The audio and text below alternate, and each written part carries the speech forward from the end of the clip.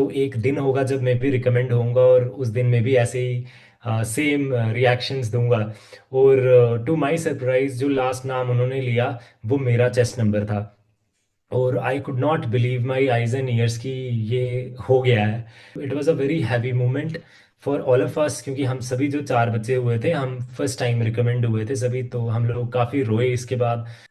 जय हिंद एवरीवन। आज के जो हमारे गेस्ट हैं अनुभव, वो जम्मू से बिलोंग करते हैं और उनकी डिफेंस फोर्सेस के अंदर ऑफिसर बनने की जो जर्नी है वो 2019 में स्टार्ट हुई और फाइनली 2025 में जाके वो दो बार रिकमेंड हुए, एक बार इंडियन नेवी के लिए और दूसरी बार इंडियन आर्मी के लिए। तो उनकी इस जर्नी से हम जानने की कोशिश करेंगे कि हम कैसे एसएसबी के लिए प्रिपेयर कर सकते हैं।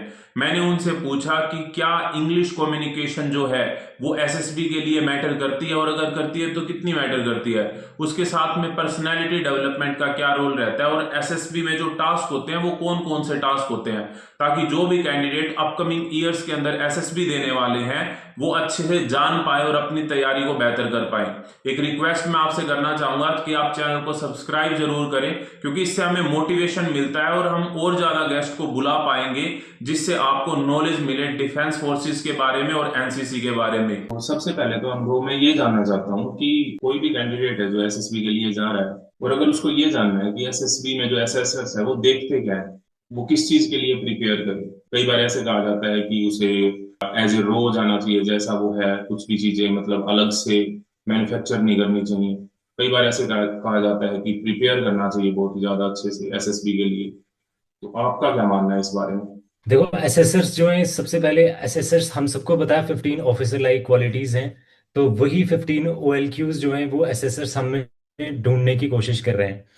दूसरी बात आई कि हमें रॉ जाना चाहिए या प्रिपरेशन के साथ जाना चाहिए। तो मुझे ऐसा लगता है कि अगर आपकी रॉ पर्सनैलिटी एक ऐसी है जिसमें आप एक कॉन्फिडेंट स्पीकर की तरह सामने आते हो, आप बहुत फ्रेंडली हो सबके साथ, you are supporting the group, और आपका एक पॉजिटिव माइंडसेट है स्टार्टिंग से, तो फिर आपको ज़्यादा प्रिपरेशन की ज़रूरत नहीं है। बट अगर आप किसी ऐसे बैकग्राउंड से आ रहे हो जहाँ पे आपको ये सब चीज़ें करने का मौका नहीं मिला है, जैसे बहुत सारे बच्चे होते हैं वो हिंदी स्पीकिंग स्टेट से आते हैं, उनकी इंग्लिश अच्छी नहीं होती, बिल्कुल। उनको बोलने का इतना कॉन्फिडेंस नहीं होता है, और सराउंडिंग्स कुछ ऐसी होती हैं जहाँ पे बहुत पॉजिटिविटी नहीं होती। तो इस केस में उनको थोड़ी सी प्रिपरेशन की ज़रूरत है और ये जानने की ज़रूरत है कि what exactly SSB is looking for. और आई थिंक ये चीज़ें बहुत इजीली आजकल यूट्यूब पे और हर जगह अवेलेबल हैं कि रिक्वायरमेंट्स क्या हैं एसएसबी की, और आपको किस तरह से अपने आप को पोर्ट्रे करना है वहाँ पे। इंग्लिश कितनी मैटर करती है एसएसबी में, क्योंकि एनसीसी के जो कैडेट्स हैं ज्यादातर यही क्वेश्चन बार बार पूछा जाता है कि ये जो इंटरव्यू है क्या हम हिंदी में भी दे सकते हैं। देखो इंग्लिश तो मुझे लगता है बहुत ज़्यादा ज़रूरी है, बट ऐसा भी है कि आपकी इंग्लिश ऐसी होनी चाहिए जो आप सामने वाले इंसान को कन्वे कर पाओ और समझा पाओ कि आप क्या कहना चाह रहे हो। यहाँ पे बहुत एडवांस इंग्लिश की ज़रूरत नहीं है। बीच बीच में अगर आप कहीं पे स्टक होते हो, तो ये बहुत बार इंस्ट्रक्टर्स के द्वारा भी बोला जाता है, एसेसर्स के द्वारा, कि आप बीच में you can speak one line in Hindi, then try to come back as soon as possible to English. तो English is very important. Major general क्या नाम है उनका, जो श्योर शॉट एकेडमी वाले हैं, वो सर भी बताते हैं कि वो जब अपने फर्स्ट अटेम्प्ट में गए, वो आई थिंक एसीसी एंट्री से गए थे अपनी। ठीक तो है। First time he was very confident कि he will get through, but he did not, क्योंकि उनकी इंग्लिश नहीं अच्छी थी और उन्होंने पूरा इंटरव्यू हिंदी में दिया था। तो इसलिए व्हेन ही गॉट बैक, तो उन्होंने मन में ये सोचा कि मैं इस बार बहुत अच्छे से अपनी इंग्लिश प्रिपेयर करके जाऊंगा, और उस टाइम पे ही गॉट थ्रू। तो English is really something which is needed for candidates. कोई कैंडिडेट है जो एसएसबी के लिए जाता है, मान लो कि वो एसएसबी के अंदर रिकमेंड नहीं होता उस अटेम्प्ट के अंदर, फिर कहा जाता है कि आप कोई दिक्कत नहीं है, this is not the end, you can go and introspect और फिर आप दोबारा से आ सकते हैं। तो आपको क्या लगता है कि इंट्रोस्पेक्शन किस हिसाब से होता है, क्योंकि इंट्रोस्पेक्शन ऑल्सो डिपेंड ऑन कि उसको क्या पता है, क्या नहीं पता है, किस तरह से इंट्रोस्पेक्शन करना है, बहुत सारी चीजें हो जाती हैं। क्योंकि इंट्रोस्पेक्शन में ही तो कोई इंसान अपनी जो थिंकिंग है या उसका जो दायरा है सोचने का उसी के हिसाब से कर पाएगा। तो उसको किन बातों का ध्यान रखना चाहिए उस कैंडिडेट को इंट्रोस्पेक्शन करने के लिए, ताकि वो जब अगली बार जाए तो वो एनालाइज कर सके कि काश या शायद ये गलती रही होगी। उसे कैसे पता लगेगा कि कौन सी गलती होगी? बाई चांस ऐसा हो सकता है कि वो सोचे कि शायद मेरी इंग्लिश इतनी अच्छी नहीं है, मैं इस वजह से रिजेक्ट हो गया। और क्या पता इंग्लिश उसकी इतनी हो, और कोई रीजन हो। जैसे अगर हम स्क्रीनिंग पे आते हैं, है ना, तो मुझे लगता है जो भी कैंडिडेट्स एसएसबी के लिए आ रहे हैं वो ज़्यादा बार स्क्रीन आउट होते हैं और कम बार स्क्रीन इन होके आगे कॉन्फ्रेंस तक जाते हैं। तो अगर हम स्क्रीनिंग को देखें तो तीन चार इसमें फेसेस हैं, है ना, जिसमें आप पिक्चर परसीव करते हो अच्छे से। उसके बाद आप एक अच्छी बढ़िया पॉजिटिव स्टोरी लिखते हो, फिर नरेट करते हो और फिर जीडी में पार्टिसिपेट करते हो। तो इसी तरह से आगे जो एसएसबी है आपका, उसको भी आपको सेक्शंस में डिवाइड करना है कि टीएटी, डब्ल्यूएटी, एसआरटी, ऐसे ऐसे करके फिर इंटरव्यू की अलग सेक्शन बनाओ आप। तो अब आप देखो, स्क्रीनिंग की एग्जांपल लेके मैं बताऊंगा कि सपोज आपने जो स्टोरी लिखी, जब आप वहां पे पहुंचते हो ना ग्रुप में, तो आपको खुद आइडिया लगने लगता है कि सभी ने क्या स्टोरी बनाई है।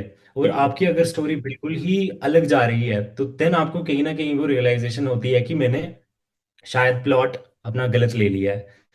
दूसरी चीज फिर नरेशन आ गई आपकी। तो नरेशन में भी जो एक a person who is true to himself, वो अपनी इंट्रोस्पेक्शन जो है वो उससे भी ट्रू रहेगा, है ना। क्योंकि बहुत सारे बच्चे बाहर आके बोलते हैं कि मुझे समझ नहीं आई कि मैं स्क्रीन आउट कैसे हो गया। हाँ तो जी। इसमें तो मतलब दो गलतियां हैं, या तो उसको वाकई में समझ नहीं आ रही कि वो क्यों स्क्रीन आउट हो रहा है, और दूसरा पॉइंट ये है कि वो समझ ही नहीं पा रहा कि वो क्यों स्क्रीन आउट हो रहा है ना। तो अब आपकी अगर नरेशन अच्छे से नहीं हुई, आपने फंबल किया उसमें, तो हम्म। आपको पता चल गया कि मेरी नरेशन खराब थी, और नेक्स्ट टाइम आप नरेशन को अच्छे से करके जाओगे। ठीक फिर है। आपकी ग्रुप डिस्कशन, अगर ग्रुप डिस्कशन में आप दो तीन पॉइंट्स अच्छे से नहीं दे पाए, या फिर आपकी बॉडी लैंग्वेज बहुत अच्छी नहीं थी, आप गुस्सा आ गया आपको उस टाइम पे, है ना, अगर आप खुद को कंट्रोल नहीं कर पाए, हम्म। तो ऐसी कुछ चीजें। और अगर कोई इंसान है जिसको वाकई में समझ नहीं आ रही कि यार गलत क्या हो रहा है, तो इट इज ऑलवेज गुड कि आप किसी एक्सपर्ट की राय ले लें। अपने दो तीन दोस्तों से आप बात कर सकते हो जो एसएसबी दे रहे हैं, या फिर रिकमेंड हो रखे हैं उससे, या फिर किसी एसेसर की आप हेल्प ले सकते हो।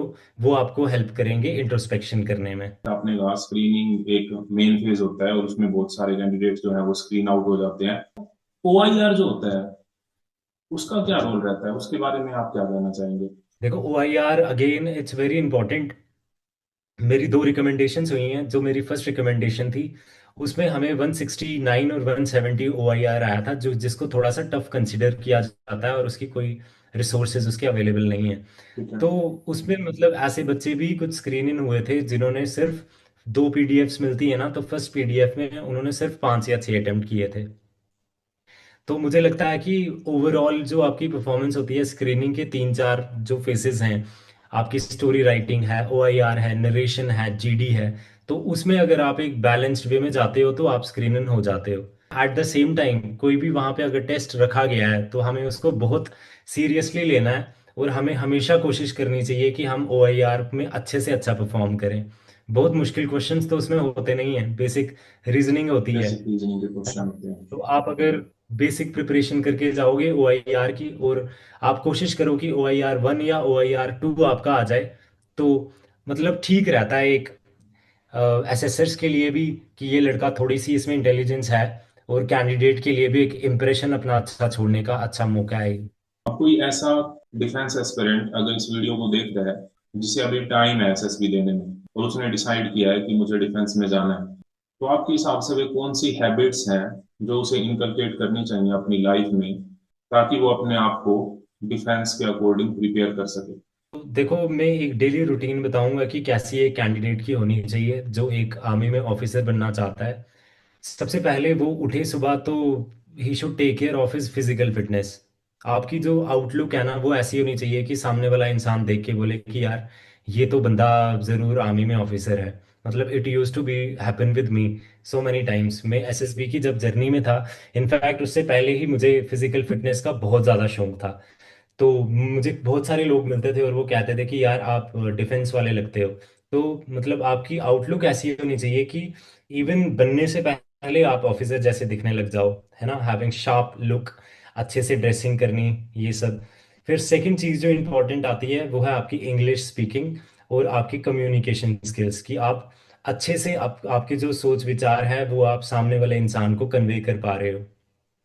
तो इसकी तो आप पूरा दिन इंसान बातें ही करता है, तो वो बात जो है आप इंग्लिश में करो, अपने अच्छे अच्छे दोस्त बनाओ जिसके साथ आपकी इंग्लिश लैंग्वेज भी अच्छी हो जाएगी और आपका कम्युनिकेशन जो स्टाइल है वो भी बेहतर हो जाएगा।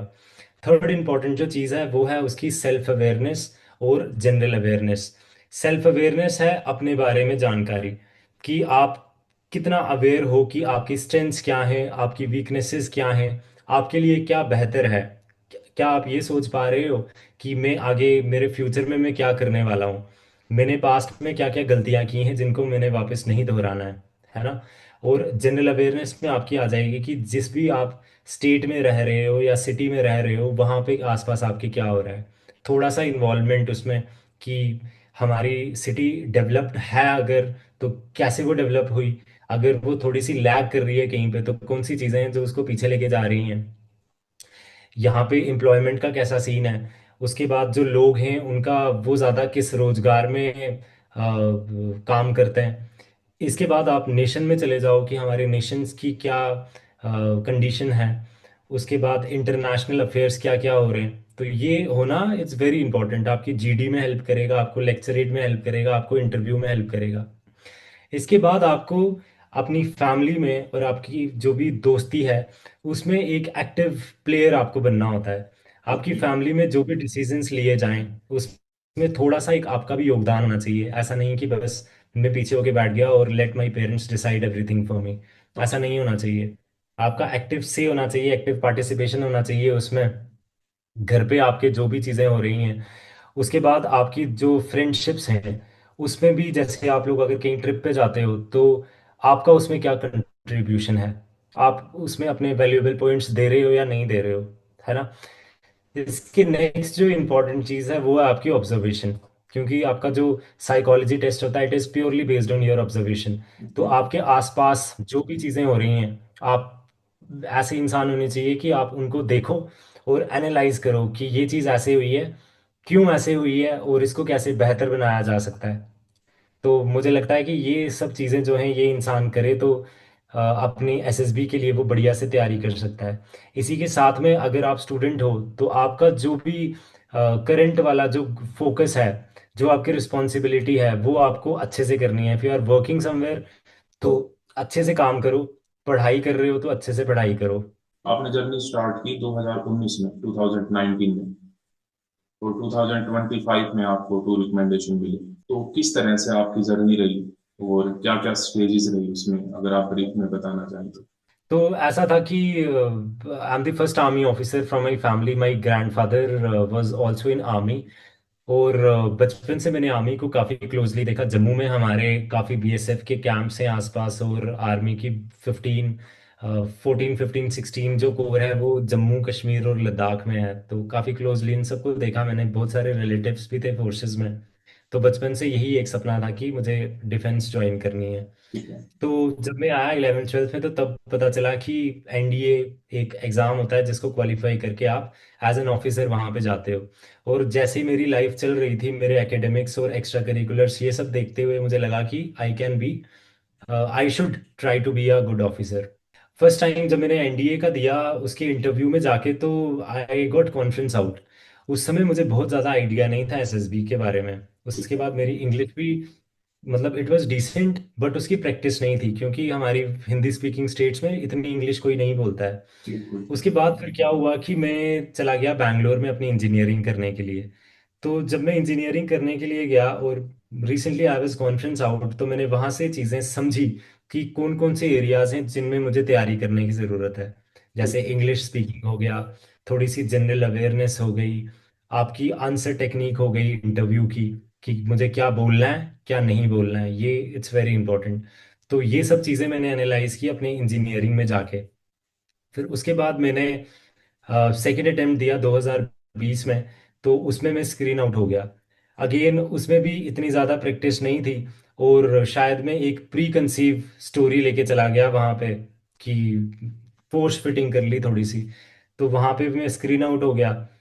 फिर उसके बाद मैं अपनी जॉब की थोड़ी देखने लगा कि जब मैं जाऊँ एसएसबी के लिए तो I should not tell there कि I am just preparing for some competitive exams. मैंने इंजीनियरिंग की है और मैं अभी जॉब भी कर रहा हूँ। ठीक तो है। बस वो जॉब में ऐसा में घुसा कि समय ही नहीं मिल पाया। 2023 में मैं पास आउट हुआ इंजीनियरिंग से, और अपना जो नेक्स्ट अटेम्प्ट था वो मैं 2025 में ही दे पाया। इंडियन कोस्ट गार्ड का था जो। तो वहाँ से मैं हुआ कॉन्फ्रेंस आउट। वहाँ भी मुझे लगता है तैयारी काफ़ी ठीक थी, बट कभी कभी ना आप इंटरव्यू में जैसे मैं बहुत अच्छे से अपने आप को एक्सप्रेस नहीं कर पाया। हम्म। थोड़ा सा इंसान कभी कभी नहीं खुल पाता है उस माहौल में। और साइकोलॉजी में भी practice is very much needed. Correct perception जो है इट इज नीडेड। जैसे वहां पे था कैनॉन, और मैंने उसको टैंक समझ के तो स्टोरी बना ली मैंने, है ना। तो आपकी जो वोकैबुलरी है दैट मैटर्स। बस वहां से आया मैं तो अगेन मुझे पता था कि ये मेरे एरियाज हैं जिनमें मैंने अच्छा नहीं किया है इतना, तो मुझे और यहाँ पे बढ़िया करना है। फिर नवंबर में I went for my navy की एंट्री थी, और वहाँ से आई गॉट रिकमेंडेड। और उसके बाद हमारी आर्मी की हुई, अगेन आई गॉट रिकमेंडेड। तो मुझे लगता है कि हर एक आपका जो फेलियर है उससे अगर आप सीखते हो और नेक्स्ट टाइम उसको नहीं रिपीट करते, तो ये आपको सक्सेसफुल बनाने में not only in SSB but it is for life. कि आप एनालाइज करो कि मैंने क्या गलतियां की, और मैं इन गलतियों को तो ज़रूर नहीं दोहराऊंगा नेक्स्ट टाइम। तो ऐसी थी मेरी कुछ जर्नी। एनसीसी के सभी कैडेट्स इस वीडियो को देख रहे होंगे, और अभी अभी एनसीसी स्पेशल एंट्री के फॉर्म निकले हैं और बच्चों ने अप्लाई किया है। तो उनका कोई एग्जाम तो होगा नहीं, डायरेक्टली उन्हें एसएसबी के लिए बुलाया जाएगा। तो जो भी एनसीसी के कैडेट्स इस वीडियो को देख रहे हैं, उन्हें अगर आप ब्रीफ में बता सकें, जिन्हें कोई आइडिया नहीं है एसएसबी के बारे में, जो पहली बार एसएसबी देने के लिए जाएंगे, कि एसएसबी में क्या क्या होता है, एसएसबी किस तरह का इंटरव्यू होता है। एसएसबी बेसिकली आपका एक पर्सनालिटी टेस्ट है जो 5 दिन के लिए कंटिन्यू होता है। और इसको क्लियर करने के बाद हमारी तीनों जो फोर्सेस हैं, तीनों आर्म्ड फोर्सेस हैं, आर्मी नेवी और एयरफोर्स, इसमें आप ऑफिसर्स की पोस्ट में जाते हो। तो एसएसबी जो आपका फर्स्ट डे होता है वहाँ पे उसको स्क्रीनिंग का डे बोला जाता है आपको। और एनसीसी में I think generally 200 to 50 plus candidates he report करते हैं, है ना, if I am not wrong. तो उसमें से सिर्फ आपके 35 या 40 बच्चे जो हैं वो स्क्रीन इन होंगे। और स्क्रीनिंग में आपका क्या होता है, सबसे पहले आपका ओआईआर टेस्ट होता है जिसमें बेसिक आपकी इंग्लिश और रीजनिंग और बेसिक मैथ्स होता है। 2 सेट्स होते हैं उसके। आई थिंक 35 मिनट्स आपको दिए जाते हैं, और 40 से 50 क्वेश्चंस होते हैं उसमें। नेक्स्ट जो आपका टेस्ट होता है पीपीडीटी होता है, picture perception and discussion test. तो उसमें आपको एक पिक्चर दिखाई जाती है फॉर 30 सेकेंड्स, और 1 मिनट आपको मिलता है उसकी कुछ डिटेल्स भरने का कि आपके जो कैरेक्टर है उसकी एज, मूड और जेंडर क्या है, और उस पिक्चर में हो क्या रहा है, एक्शन क्या है उसका। उसके बाद आपको अनदर 4 मिनट दिए जाते हैं स्टोरी लिखने के लिए। और once you complete your story फिर आपको ग्रुप्स में बुला के वन बाय वन आपको नरेशन देनी होती है उसी स्टोरी की। और उसके बाद आपकी एक 5 से 10 मिनट की ग्रुप डिस्कशन होती है। तो इस टेस्ट के बेसिस पे उस 200-250 में से सिर्फ 35 या 40 बच्चों को स्क्रीन इन किया जाता है। एक बार आप स्क्रीन इन हो जाते हो तो नेक्स्ट मॉर्निंग को आपका फर्स्ट टेस्ट होता है जो आपका साइकोलॉजी टेस्ट होता है। साइकोलॉजी में अगेन फर्स्ट टेस्ट आपका टीएटी का होता है, जिसमें सिमिलर वे में आपको 11 पिक्चर्स दिखाई जाती हैं। One picture is shown for 30 seconds, another 4 minutes to write your story. और 11th पिक्चर के बाद 12th जो होती है वो एक ब्लैंक पिक्चर आती है जिसमें आपको एक खुद की स्टोरी लिखनी होती है। उसके बाद आपका WAT वर्ड एसोसिएशन टेस्ट होता है, जिसमें आपको स्क्रीन पे वर्ड्स को फ्लैश किया जाता है 15 सेकेंड्स के लिए, और उसमें आपको एक अच्छा पॉजिटिव सेंटेंस लिखना होता है। नेक्स्ट होती है आपकी सिचुएशन रिएक्शन टेस्ट, जिसमें आपको एक बुकलेट देते हैं, उसमें 60 सिचुएशंस होती हैं, और आपको 30 मिनट्स दिए जाते हैं कि उन सिचुएशंस में आप कैसे रिस्पॉन्ड करोगे, ये आपको आंसर आपकी नोटबुक कॉपी पे लिखना होता है। फाइनल आपका इसमें साइकोलॉजी में सेल्फ डिस्क्रिप्शन टेस्ट होता है कि आप खुद को कितने अच्छे से जानते हो। इसमें आप अपने टीचर्स, अपने पेरेंट्स, अपने फ्रेंड्स और आपका सेल्फ ओपिनियन क्या है अपने बारे में, और किस तरह का आप इंसान बनना चाहते हो, ये आपका होता है। फिर सेकेंड डे से ही आपके जो इंटरव्यूज होते हैं वो स्टार्ट हो जाते हैं।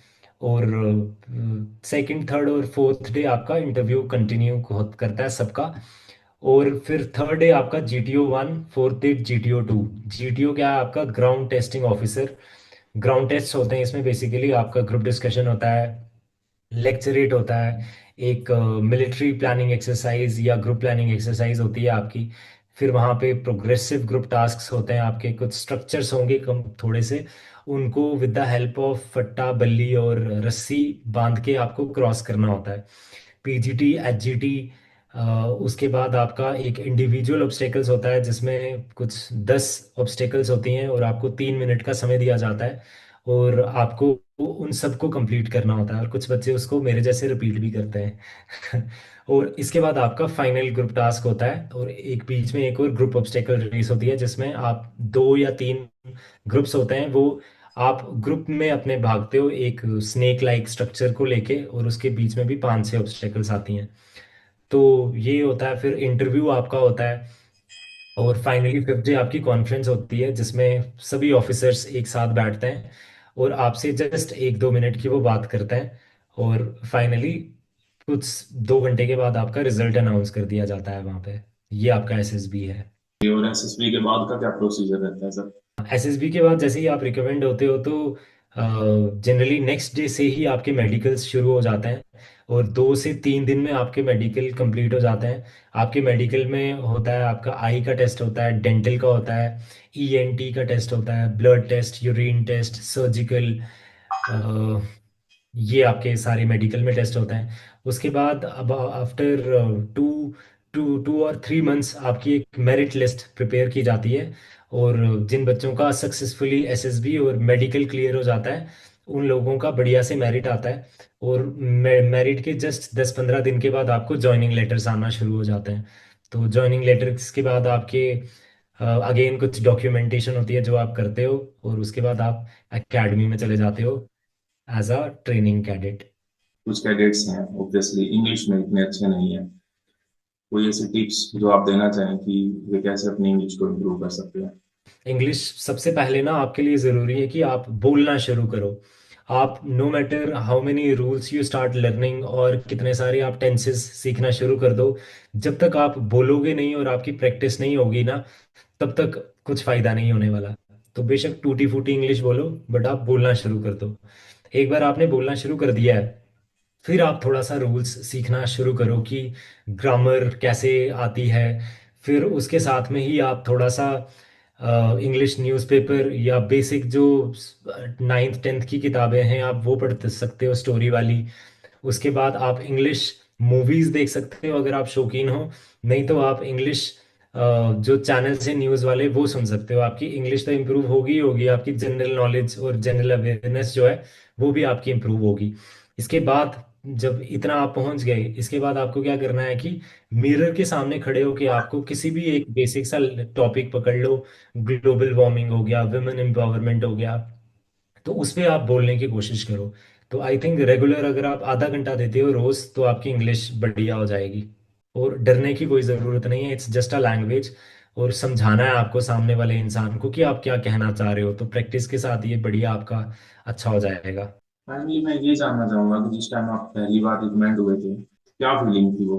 सबसे पहले आपने किसको कॉल किया, कौन सा बोर्ड था वो, कौन सी जगह थी? और जाने से पहले क्या आपको लग रहा था कि इस बार आप कंफर्म रिकमेंड होंगे? क्या वो फीलिंग अंदर से थी या फिर सस्पेंस था दिमाग में कि शायद हो भी सकता है नहीं भी? मतलब एग्जैक्टली मैं जानना चाह रहा हूँ उस चीज को, उस फीलिंग को। 7 से 11 नवंबर 2025 में मेरा था ये नेवी का 33 एसएसबी भोपाल। और बिल्कुल मतलब मुझे श्योर नहीं था कि आई विल गेट रिकमेंडेड, क्योंकि क्या होता है ना, सेल्फ क्रिटिकल इंसान ज़्यादा होता है। जब तक वो को आप रिकमेंड नहीं होगे तब तक आपको नहीं पता है कि what is the benchmark for recommendation. Okay. तो यही मेरे में भी छोटी छोटी गलतियां हर एक इंसान से होती है, और मुझे भी लगता था कि कुछ गलतियां हुई हैं मेरे से। जैसे ग्रुप टास्क्स में जो इंडिविजुअल ऑब्स्टेकल्स होते हैं, तो सर्दियों का समय था उस समय, तो मैं चढ़ा कमांडो वॉक पे, और वो थोड़ा सा ज़्यादा शेकी था, और सर्दी थी तो मैं भी सिंक में होके तो शेक करने लगा वो। तो ओके। मुझे लगा कि अब मैं गिरने वाला हूँ नीचे, तो मैंने इसे रेड पार्ट को टच कर लिया, तो इसको एक फाउल कंसिडर किया जाता है, पेनल्टी होती है उसकी। तो फिर मैं नीचे आया तो मैंने रिपीट किया उसको। उसके बाद सेकंड आया स्क्रीन जंप, वो स्क्रीन नीचे गिर गई। मैंने कहा यार ये क्या गलतियां हो रही है, मतलब ऐसी गलतियां हुई थी मेरे से। ओके। और I was not really much confident कि इन गलतियों की वजह से शायद परफॉर्मेंस खराब हो जाएगी, बट मेरा इंटरव्यू जो था वो बहुत ज़्यादा अच्छा हुआ था। और मुझे पता था कि अगर कुछ भी ऐसा होता है तो इंटरव्यूअर तो बढ़िया बोलेंगे कि अच्छा लड़का है ये। और साइकोलॉजी ऐसी है कि आपकी करेक्ट परसेप्शन होनी चाहिए और पॉजिटिव स्टोरीज होनी चाहिए। आप एसआरटीज और आपके जो डब्ल्यूटी हैं, एटलीस्ट डब्ल्यूएटी आप सभी कंप्लीट करो। तो वो सब मैंने करे हुए थे। बट वही जो कुछ गलतियां थी तो I was not very sure. तो जो बच्चे जैसे रिकमेंड हो रहे थे 1 2 3 उन्होंने नाम लिया, तो मैं उनकी तरफ देख के I was just looking at there expressions कि ये लोग कैसा फील कर रहे हैं इस टाइम पे, ये कैसे रिएक्ट कर रहे हैं। तो एक दिन होगा जब मैं भी रिकमेंड होऊंगा और उस दिन मैं भी ऐसे ही सेम रिएक्शंस दूंगा। और टू माय सरप्राइज जो लास्ट नाम उन्होंने लिया वो मेरा चेस्ट नंबर था। और I could not believe my eyes and years कि ये हो गया है। तो बस खड़ा हुआ मैं और मैंने अपना बताया उनको नाम और जो मेरा रोल नंबर था। और उसके बाद फिर मैं बैठा तो it was a very heavy moment for all of us, क्योंकि हम सभी जो 4 बच्चे हुए थे हम फर्स्ट टाइम रिकमेंड हुए थे सभी, तो हम लोग काफ़ी रोए इसके बाद। और काफ़ी हैवी मोमेंट्स हमने शेयर की साथ में। मतलब डाइजेस्ट करना ये फैक्ट कि हाँ फाइनली इट हैज़ हैपेंड। 2019 से मैं इसकी तैयारी कर रहा था और मैंने बहुत मैनिफेस्टेशंस करी 2020 में बैठ के। बट नॉट ओनली मैनिफेस्टेशंस, आपकी जो प्रैक्टिस है वो आपके काम में आती है। तो और कुछ समय के बाद बिलीव हुआ कि हाँ हो गया है। फिर जो सेकंड रिकमेंडेशन थी उसमें उसमें आई वाज 200% कॉन्फिडेंट कि मैं रिकमेंड होऊंगा। क्योंकि जो बेंचमार्क नेवी वाला था उसको मैंने I think 3 4 times I did better than that. और 3 बच्चे वहां से रिकमेंड हुए थे, I was the only PR. तो उस समय बहुत कॉन्फिडेंस था कि हाँ मैं हो जाऊंगा, बट नेवी वाले टाइम पे इतना ज़्यादा नहीं था। तो ऐसे ऐसा था, ऐसी थी वो फीलिंग, बहुत बढ़िया फीलिंग थी वो। किसे कॉल किया था सबसे पहले रिकमेंड होने के बाद? मैंने सबसे पहले कॉल किया था मेरे मेंटोर को। अरे, हाँ, नॉट इवन माई पेरेंट्स, क्योंकि वो थे जो बहुत समय तक मेरे साथ रहे थे। कर्नल विनोद जोशी सर थे वो। तो टू माई सरप्राइज जब मैंने चैट खोली तो उनका पहले मुझे मैसेज आया हुआ था, अनुभव कंग्रेचुलेशंस ऑन योर रिकमेंडेशन। मतलब इतना फेथ किसी इंसान को आप पे होता है। तो ओके। मतलब it was really a very surprising thing for me. और मैंने उनको बताया कि हाँ सर, मैंने फ़ोन ही किया तो सर वाज लाइक कंग्रेचुलेशंस अनुभव, यू हैव बीन रिकमेंडेड। मैंने बोला सर यस। तो it was a great moment. और उसके बाद फिर I called my mother and my sisters, उनको मैंने सबसे पहले बताया था। सच में बहुत अच्छा लगा आपसे बात करके, बहुत सारी चीजें हमें जानने को मिली। तो मेरे को पूरी उम्मीद है कि जिस हिसाब से मैंने क्वेश्चन पूछे हैं और जिस हिसाब से आपने क्वेश्चन बताए हैं, जो भी इन वीडियोस को देख रहे होंगे उन्हें डेफिनेटली हेल्प मिलेगी, उन्हें ओवरऑल आइडिया मिलेगा और एज ए होलसम पता लगेगा कि किस तरह से उन्हें एसएसबी के लिए प्रिपेयर करना चाहिए और जो उनका सपना है वो उसे कैसे अचीव कर सकते हैं। मैं दिल से आपका थैंक यू बोलना चाहूंगा आने के लिए और हमारी और बच्चों की हेल्प करने के लिए। बहुत सारे जो एनसीसी के कैडेट हैं उनकी तरफ से मैं आपको थैंक यू बोलना चाहूंगा और ऑल द बेस्ट बोलना चाहूंगा आपकी आगे की जर्नी के लिए। आप बहुत अच्छा करें लाइफ में आगे भी और एक बहुत ही अच्छे ऑफिसर बने। Thank you so much for coming. Thank you so much Gagan बुलाने के लिए, और बड़ी अच्छी अच्छी मोमेंट्स आपने मुझे याद करवाई। Thank you so much for that.